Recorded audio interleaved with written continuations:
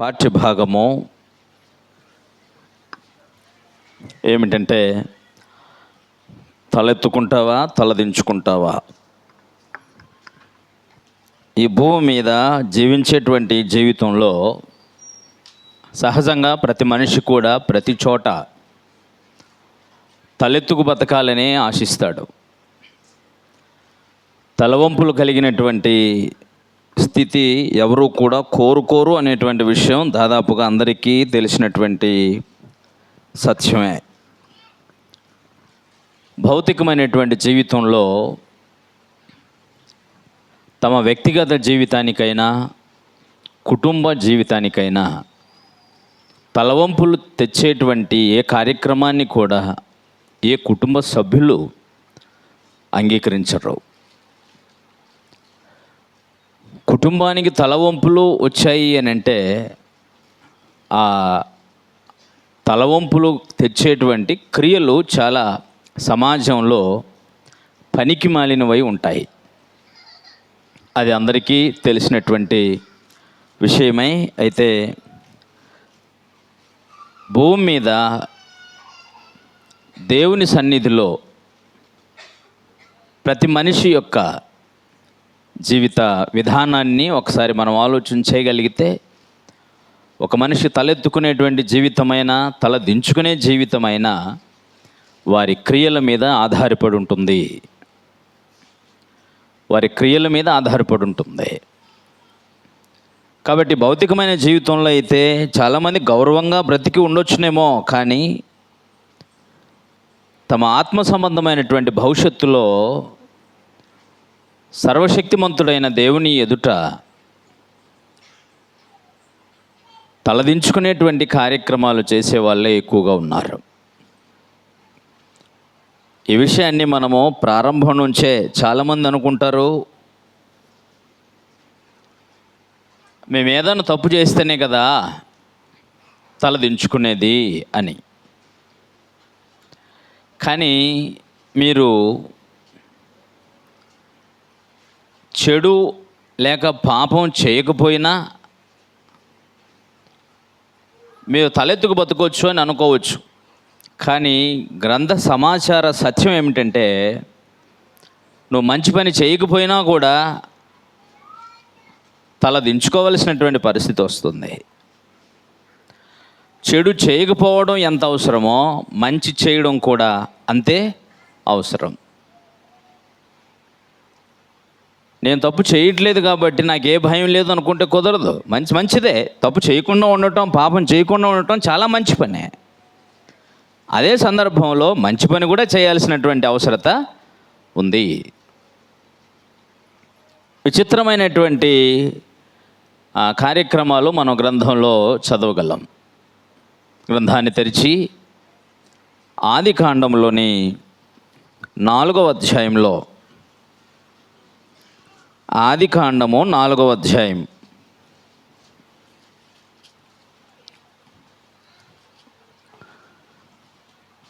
7వ వచనాన్ని చదువుదాం. నీవు సత్క్రియ చేసిన ఎడల తలనెత్తుకొనవా? సత్క్రియ చేయని ఎడల వాకిట పాపము పొంచి ఉండును. నీ ఎడల దానికి కోరిక కలుగును, నీవు దాన్ని ఏలుదువు అనెను. దేన్ని? పాపమును. నువ్వు సత్క్రియ చేసి ఉంటే తలెత్తుకోవా అని అన్నాడు ఆయన. పోనీ ఈయన చేసిన చెడ్డ పని ఏంటి ఇక్కడ?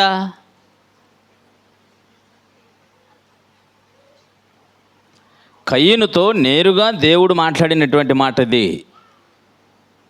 నువ్వు సత్క్రియ చేసి ఉంటే తలెత్తుకునేవాడివి కదా అన్నాడు.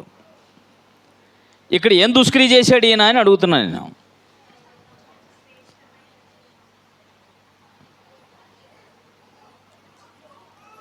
అప్పుడు ఇంకా తన తమ్ముని మీద కోప్పడలేదు, తమ తమ్ముడిని కొట్టలేదు, తమ తమ్ముడిని చంపను లేదు. పైగా తన కోపాన్ని ఎవరి మీద కూడా చూపెట్టలేదు ఆయన. ఇంకా అతడు దేవుని సన్నిధిలోనే ఉన్నాడు. ఇద్దరూ దేవునికి అర్పణ తీసుకొచ్చారు. ఒకని అర్పణ అంగీకరించబడింది. హేబేలు తమ సోదరుని అర్పణ దేవుడు అంగీకరించాడు, కయ్యూను అర్పణను దేవుడు అంగీకరించలేదు. అంగీకరించకపోవటానికి గల కారణం, ఇద్దరూ తెచ్చారు, ఇక తేకపోవడం ఇంకెంత పెద్ద నేరమో. తెచ్చి ఉన్నప్పటికీ అది మంచి మనసుతో తీసుకురాలేదు. అక్కడ శ్రేష్టమైనది ఇవ్వలేదు అనే దానికంటే అతని గురించి వ్రాయబడిన సమాచారం ఏమంటే, అతడు విశ్వాసం లేనటువంటి వ్యక్తిగా మనకు కనిపిస్తాడు. దేవుని యందు విశ్వాసం లేనటువంటి వాడు. విశ్వాసమును బట్టి హేబెలు కయ్యూను కంటే శ్రేష్టమైనటువంటి బలి యెహోవాకి ఇచ్చెను అని మనం చదువుతాం. కాబట్టి ఒక శ్రేష్టమైనది ఇవ్వాలి అని అంటే దేవునిపై విశ్వాసం ఉండాలి మనిషికి. కనుక ఇప్పుడు కయ్యూనికి ఏం లేదని అంటే విశ్వాసం లేదు. అర్పణలు తీసుకొచ్చాడు కానీ మంచి మనసుతో తీసుకురాలేదు. మంచి మనసుతో తీసుకొని రాకపోవటమే అతను చేసినటువంటి చెడ్డ పని అట. నువ్వు సత్క్రియ చేయలేదయ్యా అన్నాడు అంతే. సత్క్రియ చేసుంటే ఏం చేసి ఉండేవాడివి? తలెత్తుకునేవాడివి కదా అన్నాడు. మీరు బైబిల్ అంతా జాగ్రత్తగా పరిశీలనగా చదువుకోగలిగితే ప్రియులరా, పరిశుద్ధ గ్రంథమైనటువంటి ఈ దైవ గ్రంథంలో ఎంతోమంది భక్తుల యొక్క జాబితాను మీరు చదువుతారు. హెబ్రీ పత్రిక 11వ అధ్యాయాన్ని మీరు చదివితే, మొదటి నుంచి చివరి వరకు మీరు చదివితే, భూమి మీద దేవునిందు విశ్వాసం ఉంచి ప్రాణమర్పించినటువంటి లేక హత్య గావించబడినటువంటి హేబేలు మొదలుకొని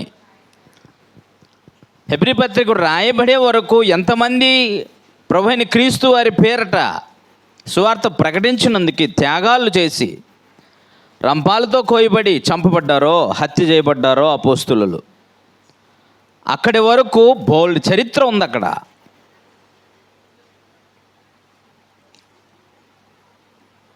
దేవాది దేవుడు తన పిల్లల కోసం గర్వపడేటట్టుగా జీవించడం అనేది అది చాలా పెద్ద విషయం.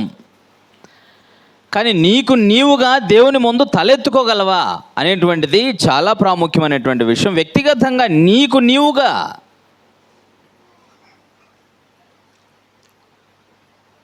ఒక మనిషి భూమి మీద తన జీవితంలో దేవునికి అనుకూలంగా బ్రతకకపోవటమే మహాభయంకరమైనటువంటి పాపం. దేవుడు చెప్పినట్టు బ్రతకకపోవడమే నేరం. ఆయన చెప్పిన దానికి విధేయత చూపకపోవడమే నేరం. భూమి మీద పాపం సహజంగానే పాపం చేయకుండా ఉండడం అనేది ఒక ఎత్తు అయితే, క్రీస్తు యేసునందు దేవుని పిల్లలుగా ఉండడానికి పిలువబడిన తర్వాత ఆయన చెప్పిన దాన్ని చేయకపోవడం మరో ఎత్తు. మర్చిపోకూడదు. ఒక లోకంలో ఉన్నటువంటి వాడు పాపం చేస్తూ బతుకుతున్నాడు, అలాంటి పాపం నేను చేయట్లే అని అనుకోవచ్చు. కానీ అలాంటి పాపం నువ్వు చేయకపోవచ్చునేమో. అయితే పాపం చేయకుండా దేవుని సన్నిధిలో మీరు బ్రతుకుతుండొచ్చు. కానీ దేవుడు చెప్పిన ప్రతి పని చేస్తున్నారా? ఆయన చెప్పిన దాన్ని చేయకపోవడమే ఆయన మీద తిరుగుబాటు చేయుట. ఇశ్రాయేలీయుల మొదటి రాజు అయినటువంటి సౌలు రాజు చేసినటువంటి పని దేవుడు చెప్పింది చేయకపోవటమే. ఇశ్రాయేలీయుల చరిత్రలో లేవి కుటుంబంలో ఉన్నటువంటి మొదటి సంతానం అంటే దేవుడు యాజకులుగా ఉండుటకు ప్రతిష్ఠించినటువంటి అహరోను కుమారులు, 4 కుమారులలో 2 కుమారులు వాళ్ళు దేవుని సన్నిధిలోనే ఉన్నారు. దేవుడు చెప్పినటువంటి ఒక్క ఆజ్ఞనే అతిక్రమించారు అంతే. అంటే యాక్చువల్గా దాన్ని నిర్లక్ష్యం చేశారంతే. వాళ్ళు పాపం చేయలేదు అక్కడ. ఆయన చెప్పింది చేసేవారు తనకి కావాలి. తాను చెప్పిన దానిని చెప్పినట్టుగా అక్షరాల పాటించేవారు కావాలి. తమలోని హృదయ గర్వమును బట్టి మనుషుడు తన ఇష్టానుసారంగా బ్రతికి నేను భక్తిగా బ్రతుకుతున్నాను అని అంటే అది దేవునికి అంగీకారమో ఎప్పటికీ కాదు.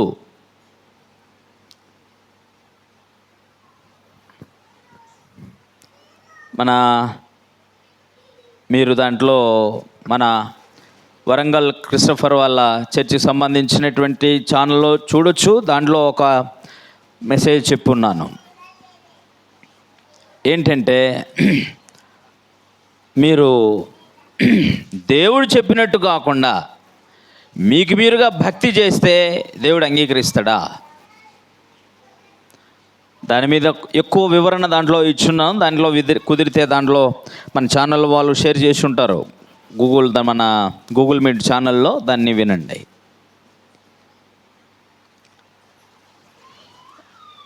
దేవుని ఎదుట ఒకడు తన మాట వినడం కంటే శ్రేష్టమైనది మరొకటి లేదు. వినడం అంటే విడిచిపెట్టి వినేసి సైలెంట్గా వెళ్ళిపోవడం అని కాదు అర్థం. విన్నదాని ప్రకారంగా చేయటం. ఇలాగా తలదించుకునేటువంటి కార్యక్రమాలు ఎన్నో చేసి కూడా మనుషులు దేవుని ఎదుట భక్తిగా బ్రతక సిద్ధపడుతూ ఉంటారు.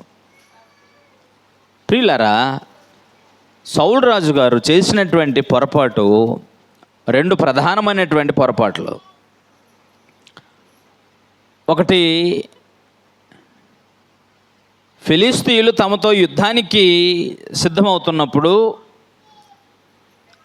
ఆ యుద్ధానికి వెళ్ళడం కోసం దేవునికి బలులర్పించి దేవుని ఆలయానికి వెళ్ళాలి, యుద్ధానికి వెళ్ళాలి. అంతేకాదు ఏ కార్యక్రమం జరిగినా కూడా ప్రవక్త అయినటువంటి సమూయేలు ఆధ్వర్యంలోనే ఆ కార్యక్రమాలన్నీ జరగాలి. ఎందుకంటే సమూయేలు యాజకవంశానికి చెందినటువంటి వాడు కాబట్టి అతడు దహన బలులను కూడా అర్పించేటువంటి కార్యక్రమం చేశాడు. అయితే సమూయేలు తన ప్రయాణంలో ఆలస్యంగా ఇతని దగ్గరికి వచ్చినందుచేత ఫిలిస్తీయులు తమను తొందర పెడుతున్నారని ఎరిగి యుద్ధానికి తొందరగా వెళ్ళిపోవాలనే ఉద్దేశంతో సౌలు ఏం చేశాడంటే తనే బలిపీఠం మీద దహన బలులు అర్పించాడు. అప్పుడే చెప్పేశాడు ప్రవక్త అయిన సమూయేలు, దేవుడు నిన్ను తన సింహాసనం మీద ఉండకుండా నిన్ను విసర్జించి ఉన్నాడు, నీ పొరుగు వానికి సింహాసనం ఇచ్చేసాడు పో అన్నాడు. అంతే. అతను ఏం చేశాడు? ఎవరైనా దహన బలి అర్పించడమే కదా, సమూయేలు చేసేది అదే, సౌలు రాజు చేసింది కూడా అదే. ఇక్కడ సమస్య ఏంటి సమస్య? ఎవరు చేసినా అర్పణ స్వీకరించేది ఎవరు? దేవుడే కదా. మరి ఇప్పుడు ఈయన చేసిన దాంట్లో తప్పేముంది అని అంటే అక్కడ చిన్న విషయం ఏమిటంటే దేవునికి దహన బలులు అర్పించాలి అంటే యాజక వంశానికి చెందిన వారే అర్పించాలి. ఎవరు పడితే వాళ్ళు బలిపీఠం మీద దహన బలులు అర్పించడానికి అవకాశం లేదు. ఇలాంటి పరిస్థితుల్లో ఇతడు ఆ పని చేయటము దేవుని దృష్టికి ఘోరమైనటువంటి నేరంగా పరిగణించబడింది. రెండవదిగా, ఫిలిస్తీయులందరినీ సమూల నాశనం చేసిరండి, అమాలేకీయులందరినీ మీరు సమూల నాశనం చేయండి అని చెప్పాడు. కారణం ఏమంటే ఆ అమాలేకీయులు ఇశ్రాయేలీయులు అరణ్య మార్గంలో ఐగుప్తు నుంచి కనానుకు వచ్చేటువంటి ప్రయాణంలో ఒకచోట అలసిపోయి నిద్రపోతున్నారు. అప్పుడు అమాలేకులు ఏం చేశారంటే ఇప్పుడు బలహీనులుగా ఉన్నారు, ఇప్పుడు వీళ్ళు మనం కొట్టి బెదిరించవచ్చు అని చెప్పేసి వెనక నుంచి వచ్చి ఎవరు బలహీనులై వెనకాల ఉన్నారో వాళ్ళని కొందరిని కొట్టి చంపేసి వెళ్ళిపోయారు. అప్పుడు దేవుడు చెప్పాడు వాళ్ళతో, ఇశ్రాయేలుతో మోషేతో చెప్పాడు, మోషే మర్చిపోకుండా గ్రంథంలో రాసిపెట్టు, భూమి మీద అమాలేకులను పూర్తిగా నాశనం చేస్తాను, ఎందుకంటే వారు యెహోవా సింహాసనానికి వ్యతిరేకముగా లేచారు అన్నాడు. నాకు వ్యతిరేకంగా లేచారు వాళ్ళు, నా సింహాసనానికి నాకే నేను రాజుని, ఇశ్రాయేలు రాజుని, నాకెదురు వ్యతిరేకంగా వాళ్ళు తమ చేతినెత్తారు అన్నాడు. అంతే. అలా జరిగిన తర్వాత దాదాపుగా ఇశ్రాయేలు ప్రయాణం నుంచి సౌలు రాజు అయ్యేంత వరకు దాదాపుగా 350 నుంచి 450 సంవత్సరాల కాలం పని. అప్పుడు చేసినటువంటి తప్పు చేసిన వాళ్ళే ఉంటారా 350 ఏళ్ళ తర్వాత కూడా? కానీ దేవుడు వారిని నాశనం చేయాలని నిర్ణయం చేసుకున్నాడు. దేవుడు తప్పు నిర్ణయం తీసుకోవాలా, మర్చిపోకండి.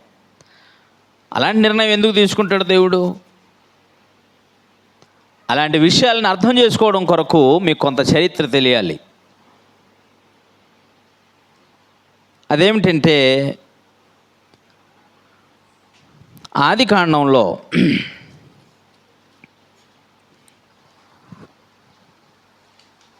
15వ అధ్యాయం,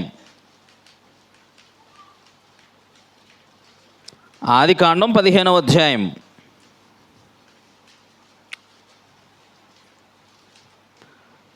15వ అధ్యాయంలో అబ్రహాము గారు దేవునితో మాట్లాడుతున్నారు. నాయనా, నువ్వు నాకేమిస్తే ఏం సుఖం, ఏం ప్రయోజనం, నన్ను సంతానం లేకపోతున్నానే అని అన్నాడు. ఏం పర్వాలేదు, నీకు ఇస్తానని మాట ఇచ్చాను కదా అని చెప్తాడు. అలా చెప్పిన తర్వాత దానికి గుర్తుగా ఆయన ఏం చేస్తాడంటే 8వ వచనం, 15వ అధ్యాయం 8వ వచనంలో, అతడు ప్రభువైన యెహోవా, నేను దీన్ని స్వతంత్రించుకునేదనని నాకెట్లు తెలియనని దేవుని రుజువు అడిగాడు ఆయన. అప్పుడు ఆయన 3 ఏండ్ల పెయ్యను, 3 ఏండ్ల మేకను, 3 ఏండ్ల పొట్టేలను, ఒక తెల్ల గువ్వను, ఒక పావురపు పిల్లను నా ఎద్దుకు తెమ్మని అతనితో చెప్పాడు. అతడు అవన్నీ తీసుకుని వాటిని నడుముకు ఖండించి దేని ఖండమును దాని ఖండముకు ఎదురుగా ఉంచెను. పక్షులను అతడు ఖండింపలేదు. ఇది బలిపీఠం మీద అతను పెట్టున్నప్పుడు జరిగిన పరిస్థితి. గద్దలు ఆ కలేభారం మీద వాలుతున్నప్పుడు అబ్రహాము వాటిని తోలేశాడు. పొద్దు గుంకపోయినప్పుడు అబ్రహామునకు గాఢ నిద్ర పట్టింది, భయంకరమైన కటిక చీకటి కమ్మగా. అప్పుడు దేవుడు అతనితో చెప్తున్నాడు, నేను నాకు సంతానం విస్తరింపజేస్తానని, నా సంతానానికి ఈ భూమిని, ఈ కనాను దేశాన్ని ఇస్తానని తను రుజువేంటయ్యా అని అడిగితే, ఒక బలిపీఠం కట్టు, దాని మీద కొన్ని పక్షుల్ని, పవిత్ర జంతువులను తీసుకొచ్చి ఖండించి పెట్టు అని అన్నాడు. అలా పెట్టేసిన తర్వాత చీకటి పడుతుంది, కానీ ఏం జరిగింది లేదు. ఇంకా ఆయన అలసిపోయి నిద్రపోతున్నాడు. ఇక భయంకరంగా నిద్రపడుతుంది అబ్రహాం గారికి. అలా నిద్రపట్టిన తర్వాత, ఆ నిద్రపట్టిన సమయంలో ఇప్పుడు దేవుడు అతనికి తెలియజేస్తున్న సమాచారం చూడండి.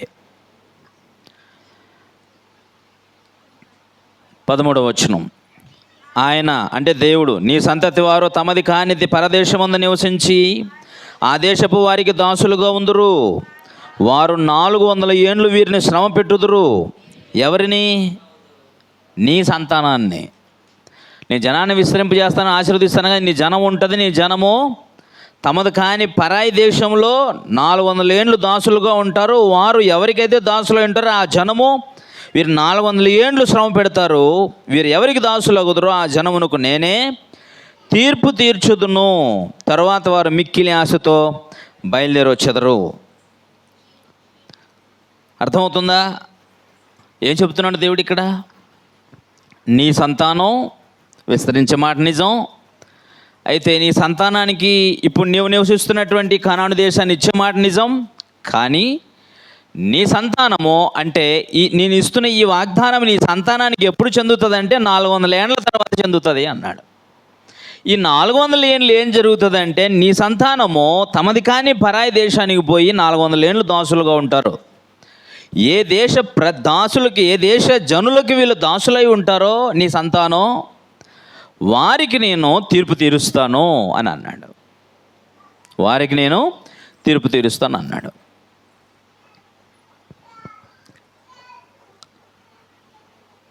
ఇప్పుడు అలాగా ఎవరు ఇశ్రాయేలీలు ఎవరికి దాసులై ఉండిరి? ఎవరికి దాసులై ఉండిరి అని తెలుసా తెలీదా?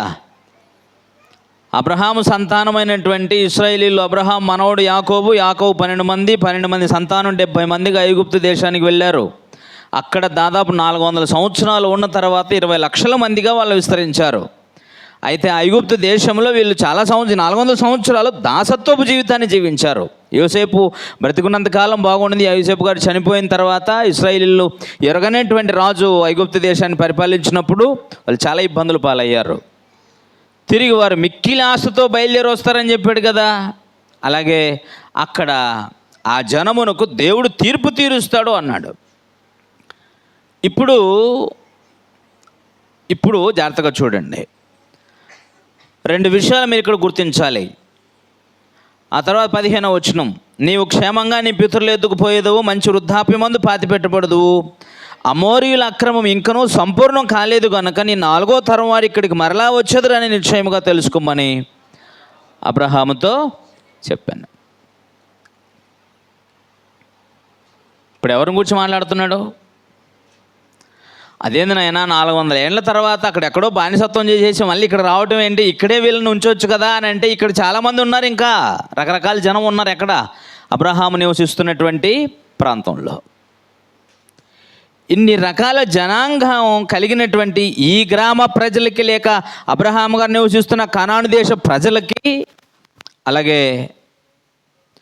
ఐగుప్తు దేశంలో ఉన్నటువంటి ప్రజలకి, 2 రకాల జనాంగానికి దేవుడు తీర్పు తీరుస్తాను అని ఎవరికి మాటిచ్చాడు?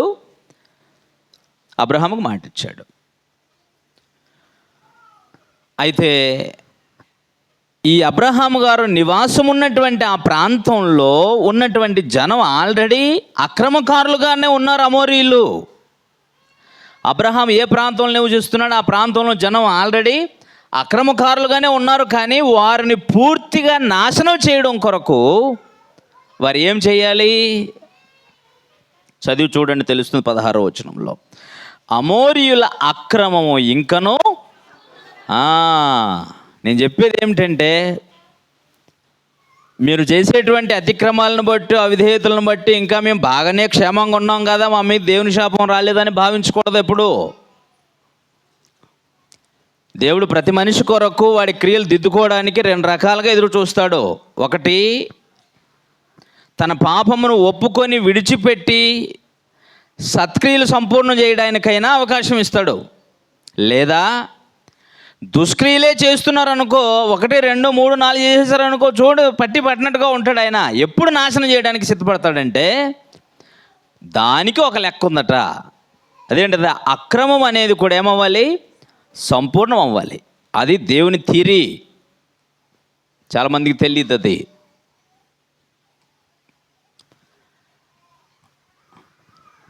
అబ్రహాము, నీవు నివసిస్తున్న ఈ ప్రాంతంలో అమోరీయులు ఉన్నారు, వాళ్ళు ఇప్పటికీ అక్రమం చేస్తున్నారు, వీరిని కూడా నేను నాశనం చేస్తాను. 400 సంవత్సరాలు ఏ దేశ జనంకి నీ ప్రజలు దాసులుగా ఉంటారో వాళ్ళకు కూడా తీర్పు తీరుస్తాను, వారిని వదిలిపెట్టను.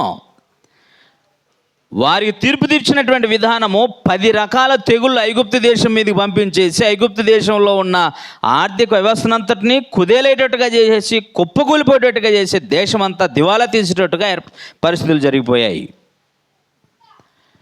ఇప్పుడు వీళ్ళు అక్కడ నుంచి 400 ఏళ్ల తర్వాత అబ్రహాముకు వాగ్దానం చేసినటువంటి ఆ కనాను దేశానికి వచ్చేటప్పుడు, అప్పటికి ఇక్కడున్నటువంటి వాళ్ళందరినీ దేవుడు ఏం చేయమన్నాడు? ఇక్కడున్న వాళ్ళందరినీ, కనాను దేశంలో ఉన్నటువంటి వాళ్ళందరినీ ఏం చేయండి? అందరినీ వెళ్ళగొట్టని వారిని వెళ్ళిపోని వారిని ఏం చేయండి?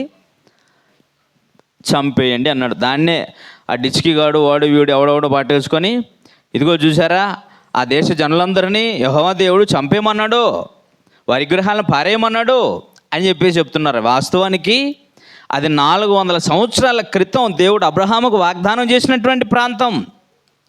400 సంవత్సరాల క్రితమే అబ్రహాము నివసించిన కాలంలోనే వారు అక్రమం ప్రారంభించారు. కానీ వారి అక్రమాలు ఏమవ్వలేదు, సంపూర్ణం కాల.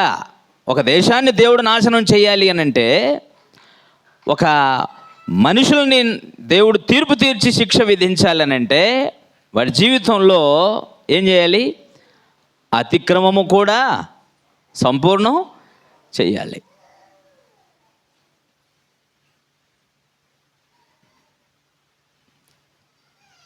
అబ్రహాము కాలంలో కూడా ఒకసారి మీరు 19వ అధ్యాయాన్ని చూడండి.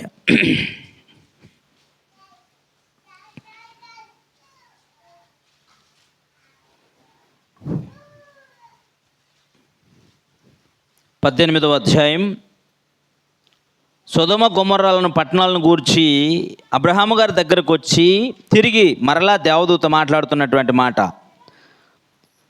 20వ వచనం నుంచి.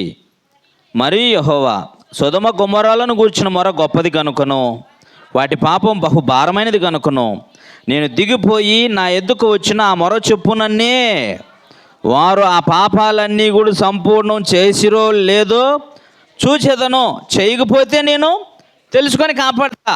అది అప్పుడే నాశనం విధించడం. ఒకవేళ చేసి ఉంటే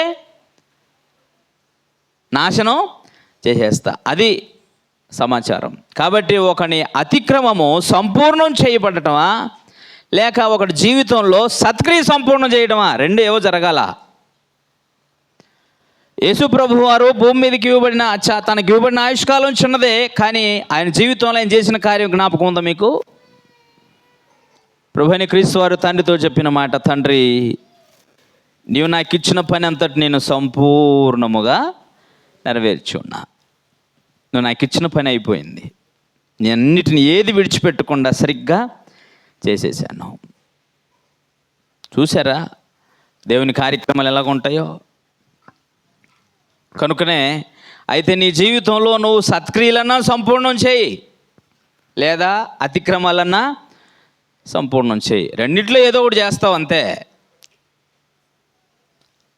అందుకని ఒకడు భక్తిపరుడు అని అనుకోవటానికి చాలా అవకాశాలు తక్కువ. ఎందుకంటే నీకు ఇవ్వబడినటువంటి ఆయుష్కాలంలో పాపం చేయకపోవడం ఎంత అవసరమో దేవుడు చెప్పిన పని చేయడం కూడా అంతే అవసరం. ఈ క్రమంలోనే ఆ అమాలేకీయులు కూడా మోషే కాలంలో ఇశ్రాయేలీలపై తిరుగుబాటు చేసిన కారణం నిర్గమకాండం ఒకసారి చూడండి. వాళ్ళు చేసిన పని మీకు గుర్తుకొస్తుంది. 17వ అధ్యాయము, నిర్గమకాండం 17వ అధ్యాయం 15వ వచనంలో రాయబడింది చూడండి. తర్వాత మోషే ఒక బలిపీఠం కట్టి దానికి యెహోవా నిస్సి అని పేరు పెట్టి, అమాలేకులు తమ చేతిని యెహోవా సింహాసనమునకు విరోధముగా ఎత్తిరి గనుక యెహోవాకు అమాలేకీయులతో తరతరముల వరకు యుద్ధము అని అన్నాడు. ద్వితీయోపదేశకాండం 25వ అధ్యాయం 17వ వచనం. ద్వితీయోపదేశకాండం 25వ అధ్యాయము 17వ వచనం. ఇక్కడ చెబుతున్న సమాచారం ఇప్పుడు ధర్మశాస్త్రం చివరిగా ముగింపు మాటలు చెప్తున్నాడు ఆయన. అలా చెబుతూ ఏం చెప్తున్నాడు చూడండి. ఇప్పుడు మీరు ఐగుప్తులన్నీ వచ్చుచుండగా మార్గమున అమాలేకీయులు నీకు చేసిన దానికి జ్ఞాపకము చేసుకో. అతడు దేవునికి భయపడక మార్గమును నీకు ఎదురుగా వచ్చి నీవు ప్రయాసపడి అలసి ఉన్నప్పుడు నీ వారిలో నీ వెనుకున్న బలహీనులందరినీ హతం చేసెను. కాబట్టి నీవు స్వాధీనపరుచుకున్నట్లు నీ దేవుని యెహోవా స్వాస్థ్యముగా నీకు ఇచ్చుచున్న దేశంలో చుట్టుపట్లున్న నీ సమస్త శత్రువులను లేకుండా చేసి నీ దేవుని యెహోవా నీకు విశ్రాంతి దయచేసిన తర్వాత ఆకాశము క్రింద నుండి అమాలేకీయులను పేరు తుడిచివేయవలెను. దీనిని నువ్వు మర్చిపోవద్దు, దీన్ని నువ్వు జ్ఞాపకం ఉంచుకో, దీన్ని గ్రంథంలో రాసి పెట్టేసుకో అన్నాడు. అంతే, దీని గ్రంథంలో రాయి, మర్చిపోవద్దు, జ్ఞాపకం పెట్టుకో దీన్ని అని అన్నాడు. అందుకనే ఇశ్రాయేలు దేశంలో స్థిరపడిన తర్వాత, న్యాయాధిపతుల కాలం గతించిన తర్వాత మొదటి రాజు అవగానే రాజుగా అప్పగించిన పని ఏమిటంటే అమాలేకీయులందరిని ఏం చేయి? సమూల నాశనం చేయి. ఇక్కడ మన పాయింట్ మళ్ళీ గుర్తు చేస్తున్నాను. 400 సంవత్సరాల క్రితం అంటే ఇశ్రాయేలు అరణ్య మార్గంలో వస్తున్నప్పుడు, ప్రయాణంలో ఉన్నప్పుడు అమాలేకీయులు చేసినటువంటి తప్పుకు గాను వాళ్ళు ఈ కనాను దేశానికి వచ్చి ఇశ్రాయేలు స్థిరపడిన తర్వాత న్యాయాధిపతుల కాలం గతించింది. దాదాపు 300 నుంచి 450 సంవత్సరాలు న్యాయాధిపతుల కాలం, తక్కువ కాలం కాదు. అంతకాలం తర్వాత వీళ్ళ మీద తిరుగుబాటు చేసిన వాళ్ళు ఉంటారా? ఉండరు కదా. మరి అలాంటి జనాంగాన్ని నాశనం చేయటం, చంపేయటం దేవుడు అన్యాయం కదా అనేటువంటి ఒక ప్రశ్న పుట్టవచ్చు ఎవరికైనా.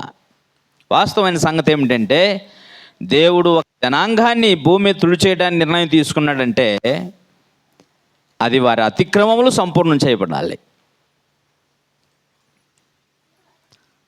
అందుకని ఇశ్రాయేలు భూమి మీదకి తిరిగి వచ్చే కాలంలో అమాలేకీయుల అక్రమం సంపూర్ణం చేయబడింది, అమోరీయుల అక్రమము సంపూర్ణం చేయబడింది. దాదాపు 7 జాతుల జనాంగం ఉన్నారు కనాను దేశంలో, దేవుడు ఇశ్రాయేలుకు వాగ్దానం చేసినటువంటి దేశంలో. వాళ్ళందరినీ వెళ్ళగొట్టేసి వాళ్ళందరికీ శిక్ష విధించేసి దాన్ని ఇశ్రాయేలుకి ఇచ్చాడు. మన పాయింట్ ఏమిటంటే వాళ్ళు ఎవరిని జయించి ఏ భూమిని స్వతంత్రించుకున్నారనే దానికంటే ఒక మనుషుడు సౌలు రాజు గారిని కూర్చొని ఆలోచన చేస్తున్నాం, దేవుడు చెప్పిన పని అతడు చెయ్యలేదు అని. ఇతనేమో అన్యుడు కాదు, ఇతనే విఘ్నారాధన చేయలేదు. ఇంకా చెప్పనా మీకు, ఇశ్రాయేలు రాజులందరితో చేసినటువంటి తప్పులను గురించి మీరు ఆలోచిస్తే సౌలు రాజు చేసిన తప్పు చాలా చిన్నది. ఇంతెందుకు, ఇంకా మీరు కొలత వేసి ఒకవేళ చూడగలిగితే సౌలు రాజు చేసినటువంటి పొరపాట్లు, దావీదు రాజు గారి ఆయన తర్వాత వచ్చిన రాజు అయిన దావీదు ఆయన చేసిన పొరపాట్లతో ఆలోచన చేస్తే సౌలు రాజు గారు చేసిన తప్పుల కంటే దావీదు గారు చేసిన తప్పులే చాలా ఎక్కువగా ఉంటాయి, తెలుసా మీకు? కానీ దావీదునేమో హృదయానుసారుడు అన్నాడు, ఇతన్నేమో సింహాసనం నుంచి తొలగించాడు. ఇక్కడ దేవుడు అన్యాయస్తుడా? కాదు. దేవుడు తప్పు చేసినటువంటి వానిలో, పొరపాటు చేసినటువంటి వానిలో కోరేది ఏమిటంటే, సౌలు రాజు తన తప్పిదాన్ని, తన పొరపాటుని కప్పిపుచ్చుకునే ప్రయత్నం చేశాడు ప్రతిసారి. దావీదు గారు పెద్ద పెద్ద పొరపాట్లు చేశారు, కానీ ఎప్పటికప్పుడు తన తప్పు తనకు గుర్తు చేయబడ్డ ప్రతిసారి దాన్ని ఏం చేశాడంటే ఒప్పుకొని పశ్చాత్తాపంతో దేవుని పాదాల మీద పడి ఏడ్చాడు. సౌలు రాజుకిని దావీదు రాజుకు ఉన్నటువంటి వ్యత్యాసం అంతే. సౌలు రాజు చేసిన వాటికంటే భవిష్యత్ తరాల్లో ఇంకా భయంకరమైనటువంటి దైవద్రోహులు ఉన్నారు. కానీ వాళ్ళందరికంటే కూడా దేవుడు సౌలు గారి విషయంలో సీరియస్గా తీసుకున్నది ఎందుకంటే, అతడు చెడు చేయకపోవడం అనేది ఒక ఎత్తు, కానీ చెప్పిందని చేయకపోవడం కూడా మరో ఎత్తు. దీని ఇప్పుడు కయ్యను దగ్గర ఉన్నటువంటి తీరి కూడా అదే చెప్తున్నాడు ఆయన. కయ్యను విషయంలో దేవుడు చెప్పిన మాట ఏమాట? నువ్వు సత్క్రియ చేసి ఉంటే తలెత్తుకుందువు కదా, నువ్వు సత్క్రియ చేయలా అంటే నువ్వు తెచ్చినటువంటి అర్పణని నేను అంగీకరించుండేవాడిని సహృదయంతో తీసుకొచ్చుంటే. నువ్వు తీసుకొచ్చింది సరైంది కాదు, అసలు నువ్వు మంచి మనసుతో విశ్వాసంతోనే తేలా. నీ తమ్ముడిది అంగీకరించబడింది, నీది అంగీకరించబడలా. అంచేత నువ్వు ఏమైంది? ఇప్పుడు నీకు తల దించుకున్నావు, తల ఎత్తుకోలేకపోతున్నావు.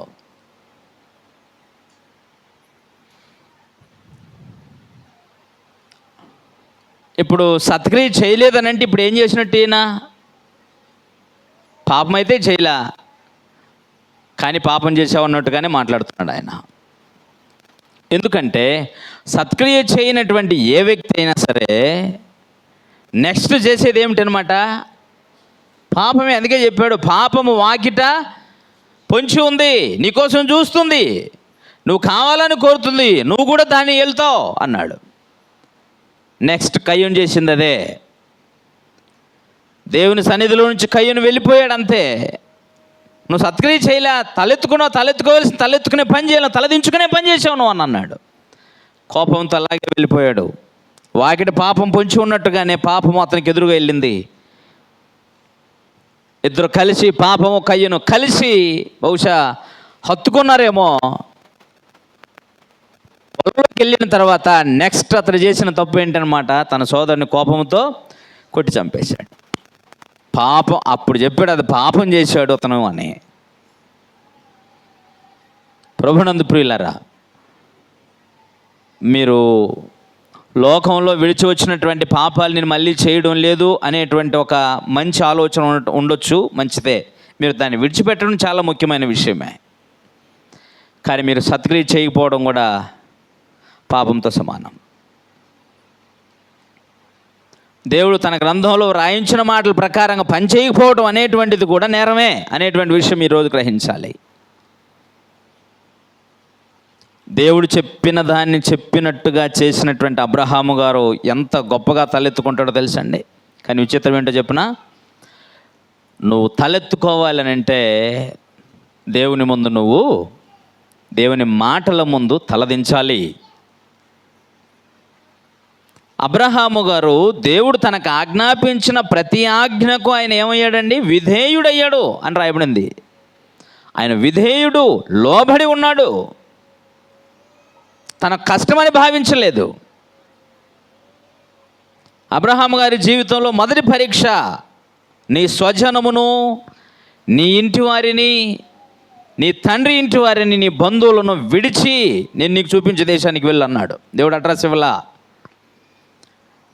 అతడు ఎక్కడికి బయలుదేరవలనో ఎరుగకయే బయలు వెళ్ళను అని చదువుతాం ఆయన గురించి. దేవుడు పిలిచాడు. ఇప్పుడు ఎవరెవరు విడిచిపెట్టాలి? నీ స్వజనమును, నీ బంధువులను, నీ తండ్రి ఇంటి వారిని, నీ స్వదేశాన్ని మొత్తం నీకు సంబంధించిన వదిలిపెట్టి రావాలి అన్నాడు. అయ్యి వీళ్ళందరినీ ఎట్ట వదిలిపెట్టి వస్తాను ఆయన అని మాట్లాడలేదు ఆయన. ఆ రోజు ఆయనకి ఇష్టమైనటువంటి స్వదేశం, స్వజనం, బంధువులు, తండ్రి ఇంటి వారు అందరినీ వదిలిపెట్టమని చెప్పాడు. వదిలిపెట్టాడా? వదిలిపెట్టలేదా? ఎన్నిసార్లు చెప్పుంటాడు అబ్రహాం గారికి దేవుడు అబ్రహాం గారికి ఎన్నిసార్లు చెప్పుంటాడు ఈ మాట?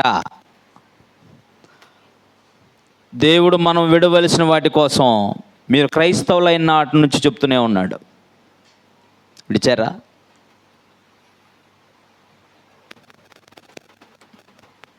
మీరు విడవలసిన వాటిని గురించి బాప్తీసం పొందక ముందు పాఠాల్లో చెప్పారు. బాప్తీసం తర్వాత క్రీస్తు ప్రభు సంఘంలో మీరు మానవలసినవి మానండి, చేయవలసిన వాటిని చెయ్యండి అని చెప్తూనే ఉన్నారు. కానీ తల దించనేటువంటి గర్వంతో బ్రతికేటువంటి స్వభావం ఉన్నంతకాలం నువ్వు అబ్రహాముకు వారసురాలు కాలేవు. ఎవడైనా క్రీస్తు సంబంధి అయితే అతను ముందు అబ్రహాము సంతానం అవుతాడు. ఎందుకంటే దేవుడు అబ్రహాముకు తలెత్తుకునేటువంటి ఒక అద్భుతమైన ఆశీర్వాదం ఇచ్చాడు. ఏంటి ఆశీర్వాదం తెలుసండి? విశ్వాసులకు తండ్రిగా అతనిని నియమించాడు. విశ్వాసులకు తండ్రిగా నియమించాడు ఆయనని. ఎప్పటి వరకు? భూమి ఆకాశాలు ఉన్నంతకాలం. ఆయన చనిపోయి యేసుప్రభు వారు వచ్చే కాలం నాటికే 2000 సంవత్సరాలు. యేసుప్రభు వచ్చిన తర్వాత మరో 2000 గతించింది. 4000 సంవత్సరాలుగా ఆయన విశ్వాసులకు తండ్రిగానే ఉన్నాడు. ఆయన భౌతికమైన సంబంధుల కంటే కూడా విశ్వాస సంబంధులందరూ అబ్రహాము సంతానం అన్నాడు అంతే. భూమి ఆకాశాలు ఉన్నంతకాలం ఎన్ని తరాలు వస్తాయి, ఎన్ని వందల వేల సంవత్సరాల గతి రాబోతాయో మనకు తెలియదు. లోకం మనతో అంతరించిపోయేది కాదు, మనమే పోతాము లోకంలో నుంచి. ఉన్న ఈ చిన్న జీవితంలో అబ్రహాముకు సంతానముగా నువ్వు పిలువబడాలని అంటే, అబ్రహాము నీకు తండ్రి అవ్వాలని అంటే, అబ్రహాముకు లక్షణాలన్నీ నీలో ఉండాలి. అందులో మొదటి లక్షణం ఏంటంటే దేవుని మాటలకు సంపూర్ణమైన విధేయత చూపించటం. ఆయన వద్దు విడిచిపెట్టుమన్న వాటిని నీవు విడవటం కష్టమైనా వదిలిపెడితేనే నువ్వు ఆయనకి కుమారుడు అవుతావు, లేకపోతే కాలేవు. మనుజాసలను చంపుకోకుండా, శరీరిచ్చలను చంపుకోకుండా, శరీర సంబంధమైన బంధాలని దేవుని వాక్యంతో కలిపేసుకొని భక్తి జీవితాన్ని కొనసాగిస్తే మీరు అబ్రహాముకి పిల్లలు కాలేరు.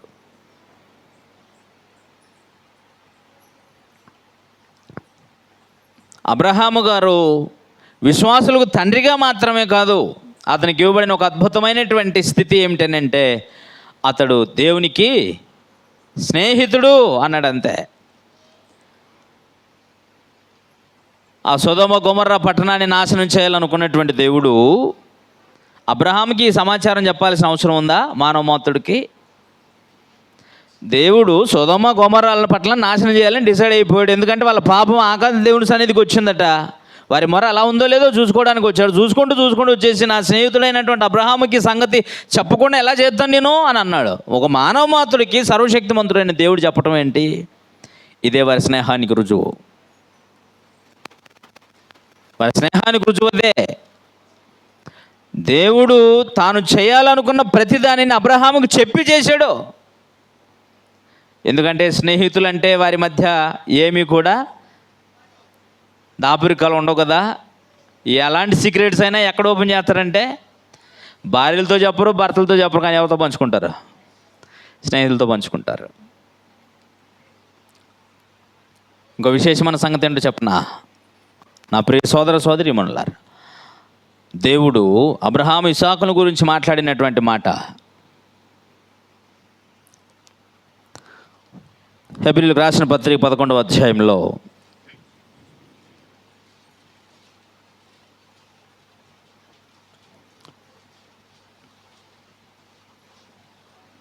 16వ వచనం మందిలో రాయబడింది, చదువుదాం. మరి శ్రేష్టమైన దేశమును అనగా పరలోక సంబంధమైన దేశమును కోరుచున్నారు. అంచేత తాను వారి దేవుడును అనిపించుకొనుటకు దేవుడు వారిని గూర్చి సిగ్గుపడడు. ఎవరు దేవుడు అని చెప్పుకుంటాడట ఆయన? నేను ఎవరు దేవుడినో తెలుసా? ఆయన అంటాడు, అబ్రహాము ఇస్సాకు ఎవరి పేరు వాడుతున్నారు? నేను ఎవరి మనిషినో తెలుసా అని మనం అప్పుడప్పుడు వాడతాం. ఎవరి పేర్లు వాడతాం? మనకన్నా గొప్పవారి పేర్లు వాడుకుంటాం. ఏ ఎమ్మెల్యేనో లేకపోతే ఎంపీనో లేకపోతే ఏ మంత్రో అయ్యి ఉంటే నేను ఫలానా వాడి తాలూకా అని గర్వంగా చెప్పుకొని తిరుగుతారు. కానీ ఇక్కడ సర్వాధికారి సర్వశక్తిమంతుడైనటువంటి దేవుడు ఒక 175 సంవత్సరాలు భూమి మీద బ్రతికినటువంటి ఒక మానవ మాతృని గురించి సమాజానికి చెబుతున్న సమాచారం ఏమంటే, నేను అబ్రహాము దేవుణ్ణి, ఇస్సాకు దేవుణ్ణి, యాకోబు దేవుణ్ణి అనిపించుకోవడానికి నేను ఎప్పుడూ సిగ్గుపడను. ఈ మాట నిన్ను గురించి చెప్పగలడా దేవుడు? నేను ఫలానా వాడిని దేవుణ్ణి అని దేవుడు నీ గురించి చెప్పగలిగితే అప్పుడు నువ్వు తలెత్తుకుంటావు. నీ క్రియల వలన ఎక్కడ అవమానీయమైన కార్యక్రమాలే, ఎక్కడా మోసమే. నువ్వు వెళ్ళే కూలి, నువ్వు చేసే పని, నువ్వు చేసే ఉద్యోగం, నువ్వు నడిచే నడక, నువ్వు మాట్లాడే మాట, నువ్వు తిరిగే జనం, ఎక్కడికి వెళ్ళినా ఈమె క్రైస్తవులేనంట, కానీ ఆ లక్షణాలు ఏమి వీళ్ళలో ఉండవు అని ఎవరైనా నిన్ను గూర్చి అన్నారు అని అంటే నీవు తలెత్తుకునేవాడివి కాదు.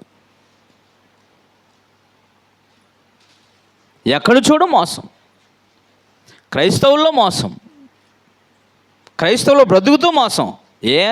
సంఘాలలో వాక్యం వినిపించట్లేదా? అన్ని సంఘాలలో వారికి తెలిసినంత సామర్థ్యం కొలది ఏదో చెప్తుంటారు కదా. చెడైతే ఎవరు చెప్పరు కదా. అంత మంచిగా చెప్తారు. మంచి చెప్పినప్పుడు మంచిగా బ్రతకడానికి ఏం సమస్య? ప్రతి మనిషి మోసపూరితమైనటువంటి జీవితమే. వినేది వింటారు, విడిచిపెట్టేస్తారు, మళ్ళీ మోసమే. ఇలాంటి బ్రతుకు మహాదేవునికి కోపం పుట్టించేటువంటి కార్యక్రమం. ఈరోజు నువ్వు సమాజంలో మోసం చేసైనా అబద్ధాలాడైనా తలెత్తుకు బతకొచ్చునేమో, తీర్పు దినం రోజు మాత్రం నువ్వు తలెత్తుకోలేవు సుమా, మర్చిపోమాకండి. ఎవడు భూమి మీద నన్ను ఒప్పుకొనునో ఆ దినమున నేను నా తండ్రి ఎదుటను దూతల ఎదుటను నేను వానిని ఒప్పుకొందును. ఇంత ప్రభు అయిన క్రీస్తు వారు దూతల ముందు ఒప్పుకున్నప్పుడు అప్పుడు తల ఎత్తుకుంటావు. ఎంత గర్వంగా ఉంటుందో తెలుసా, ఎంత అతిశయంగా ఉంటుందో తెలుసా? నన్ను ఒప్పుకున్నాడు, నేను అతను ఒప్పుకుంటున్నా, అతను నా మనిషి, నేను చెప్పినట్టు బ్రతికినటువంటి వాడు, నా సంబంధుడు, క్రీస్తు సంబంధి, దేవుని సంబంధి అని.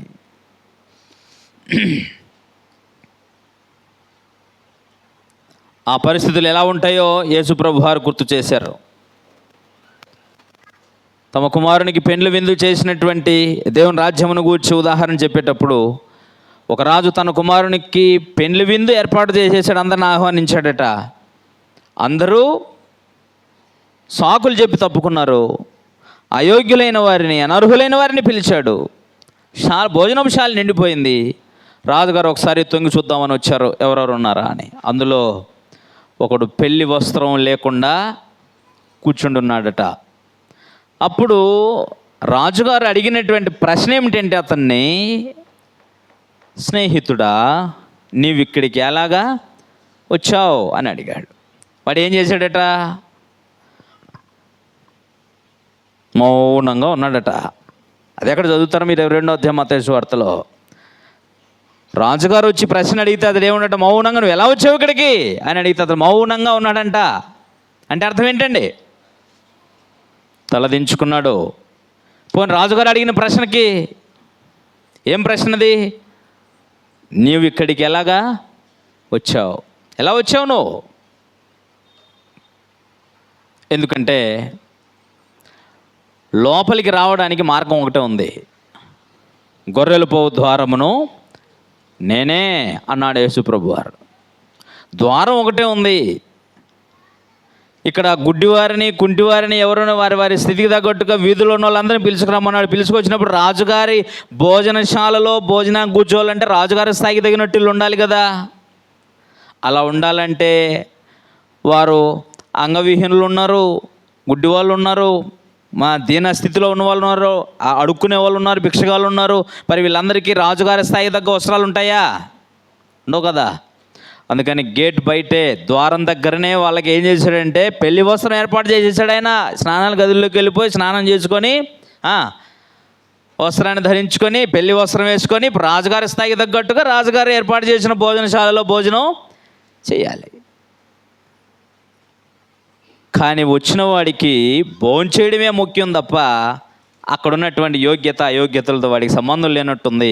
అంత ఆలోచన చేసినట్టు లేడు. అందువలన ఆ వ్యక్తి నేరుగా ఎలా వచ్చాడో తెలియదు, మొత్తానికి దొడిదారిన దూకేయడమో ఎలా వచ్చాడో తెలియదు, వచ్చేసి మొత్తానికి భోజన పంక్తిలో కూర్చున్నాడు.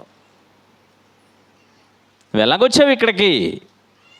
ద్వారం నుంచి వచ్చి ఉంటే ఖచ్చితంగా నువ్వు స్నానం చేసి పెళ్లి వస్త్రం, నా స్థాయికి తగ్గట్టుగా వస్త్రం ధరించుకొని వచ్చి ఉండేవాడివి. కానీ నువ్వు దొడ్డిదారిన వచ్చినట్టును. అందుకని అతడు ఏం చేశాడండి? తల దించుకొని మౌనంగా ఉన్నాడు. అయ్యయ్యో వచ్చిన ఎందుకు పంపించేదాడు, స్నానం చేయించేసి పెళ్లి వస్త్రం వేసి లోనికి పంపించండిరా అని ఏమైనా పని నుంచి పంపించాడా? అలా చేయలా. ఏం చేశాడో తెలుసా? తర్వాత చదువుకోండి 22వ అధ్యాయంలో. వీని పట్టుకొని వీని కాలు చేతులు బంధించి వెలుపడి చీకటిలోని ద్రోసేసేయండి, అక్కడ ఏడుపును పనులు కోరుకుంటేను ఉండునని పరిచారకునితో చెప్పాను. చూసారండి, ఇప్పుడు భోజనశాలలోకి వచ్చినటువంటి వాడు సరే స్నానం చేయించేసే అవకాశం ఇవ్వచ్చు కదా, బట్టలు వేసుకోవడానికి, లేకపోతే భోజనం పెట్టి పంపించవచ్చు కదా, పోనీ వదిలేయచ్చు కదా, పోరా వెళ్ళిపోరా అని. వానికి అంత పెద్ద శిక్ష వేయాల్సిన అవసరం ఏమి? ఇక్కడ ఆయన చెప్పాలనుకున్నటువంటి ఈ సందేశంలో నువ్వు తీర్పు దినం రోజు ఈ అవకాశం నీకేది ఉండదు అని. దేవుని రాజ్యం అనేటువంటి క్రీస్తు సంఘంలో నువ్వు కేవలము సభ్యురాలుగా బ్రతుకుతూ ఉన్నట్లయితే,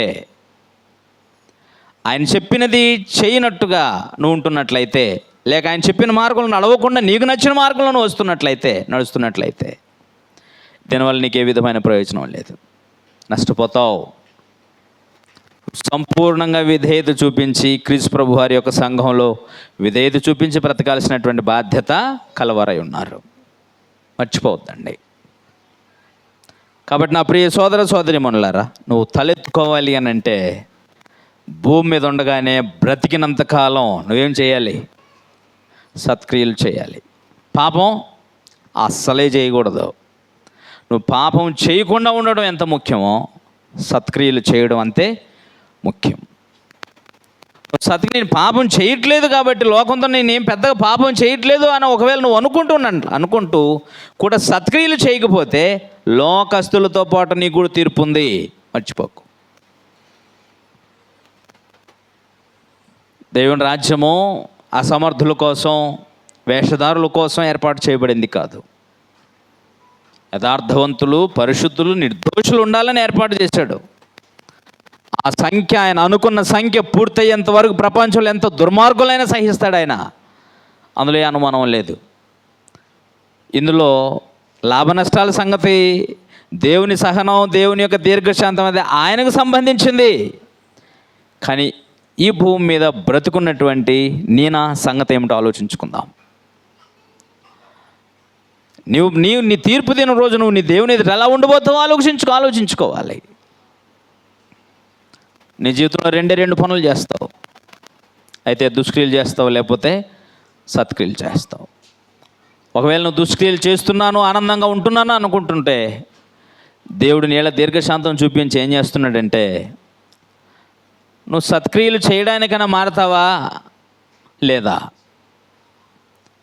లేదా దుష్క్రియలే చేస్తావా? చేయి, వాటినన్నా సంపూర్ణం చేయి. ఏదో ఒక రోజు నీ దినం రానే వస్తుంది. ఆ చేసిన క్రియలను బట్టి, చేసిన దుష్క్రియలను బట్టి నీకు శిక్ష వస్తుందని భావించుకో. ఎందుకంటే ఇది క్రొత్త నిబంధన యుగం. కాకపోతే నీవు భూమి మీద నీకు ఆయుష్కాలం ఇచ్చిందంతా దేనికోసం అంటే ఏదైనా ఒక్కరైనా సంపూర్తి చేసేసి వెళ్ళిపో. సత్క్రియలు సంపూర్ణం చేయాలంటే దేవుడు నీకు ఇచ్చినటువంటి పని అంతా నువ్వు సంపూర్ణం చేయాలి. దేన్ని విడిచిపెట్టకూడదు. అందుకని సంపూర్ణమునైన దేవుని చిత్తమేదో గ్రహించి మీరేం చేయాలా? రూపాంతరం చెందండి. సంపూర్ణమైన దేవుని చిత్తం ఏదో నువ్వు తెలుసుకోవాలి. మీ మనసు మారాలి, నూతనం అవ్వాలి, రూపాంతరం చెందాలి. కాబట్టి భూమి మీద ఉండగానే నువ్వు తలెత్తుకునేటువంటి కార్యక్రమాలు ఎవరిని చూసినా కూడా, మీరు బైబిల్లో ఒక మోషే గారిని చూడండి, అంతకుముందు అబ్రహాము గారిని చూడండి, ప్రభువైన యేసుక్రీస్తు వారిని చూడండి, అపోస్తులను చూడండి. వారు తలెత్తుకునే పని చేశారు, తలదించుకునే పని చేశారా? వారు చేయని నేరాన్ని వారి మీద వేసినప్పుడు లోకం దృష్టిలో వాళ్ళు తలదించుకున్నారేమో, కానీ ప్రియులారా దేవుని ముందు మాత్రం వాళ్ళు తలెత్తుకున్నారు. నువ్వు సమాజంలో తప్పులు చేస్తూ కూడా తలెత్తుకునే బ్రతుకును బతుకుండొచ్చు, కానీ పాపం దేవుని దృష్టిలో మాత్రం తలదించుకునే స్థితికి నువ్వు వస్తావు. ఆ రోజు నువ్వేం సమాధానం చెప్పుకుంటావు? అవకాశం ఏమి ఉండదు కదా అప్పుడు. నీకు దిద్దుకోవడానికి అవకాశం ఉండదు. కనుకనే భూమి మీద ఉండగానే మీ యొక్క భక్తి జీవితాన్ని, ఇందులో క్రియలు అనేటువంటి చాలా ఇంపార్టెంట్. కాబట్టి మీరు చేయాల్సినటువంటి పనులను గూర్చి దేవుడు తన సంఘంలో మాత్రమే తెలియజేస్తాడు.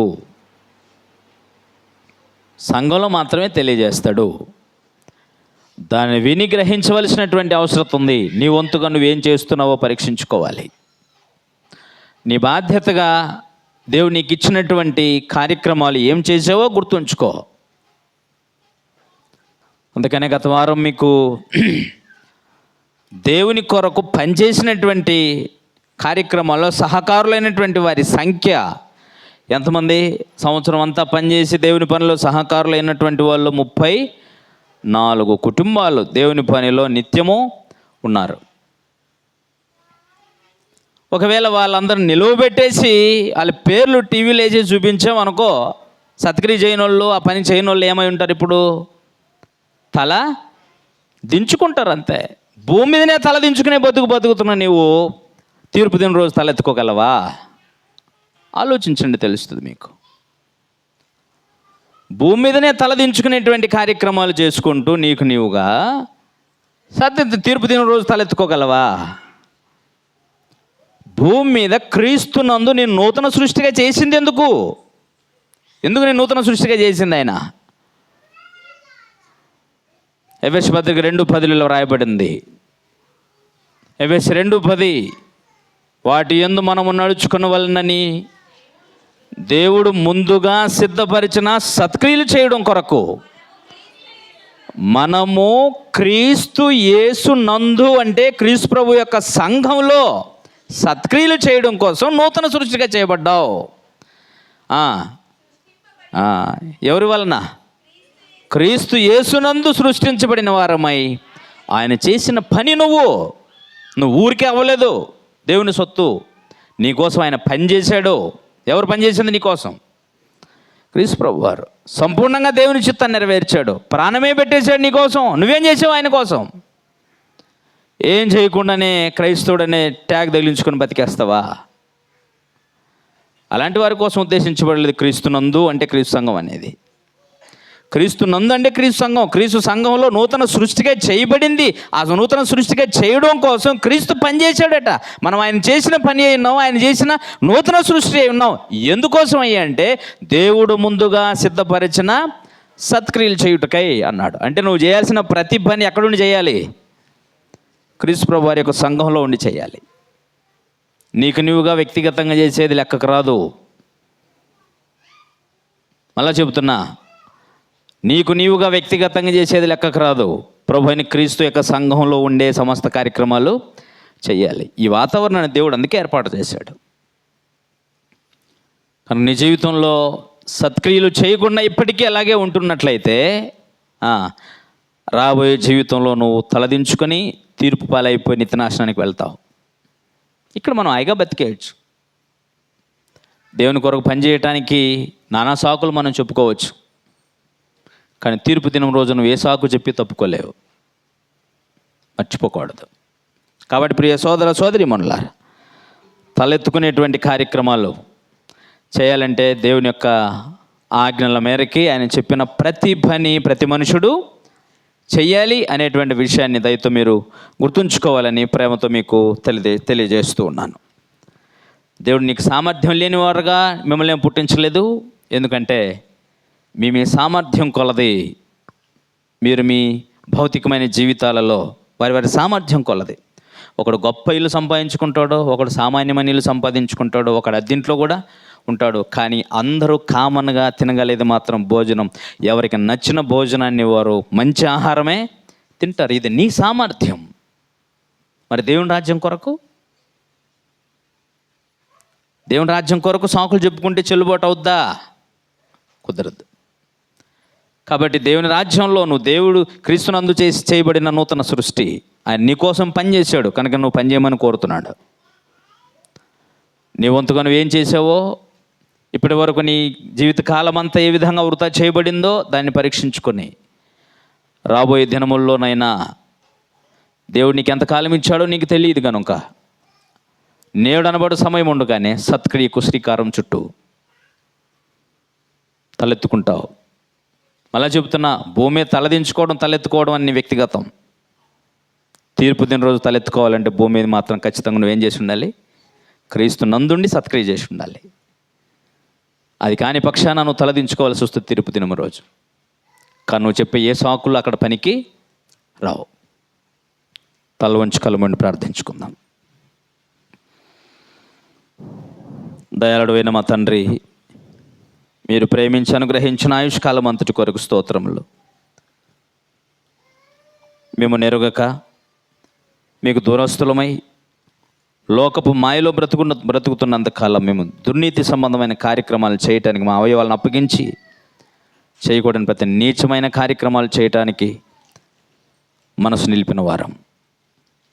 మీ కుమారుడు క్రీస్తునందు మమ్మల్ని నూతన సృష్టిగా చేసి మీరు ముందుగా సిద్ధపరిచిన సత్క్రియలు సంపూర్ణం చేయుటకే మాకు ఆయుష్ను పెంచుతున్నారనే సత్యాన్ని మాకు సూటిగా తెలియజేసిన విధానం కొరకు స్తోత్రాలు.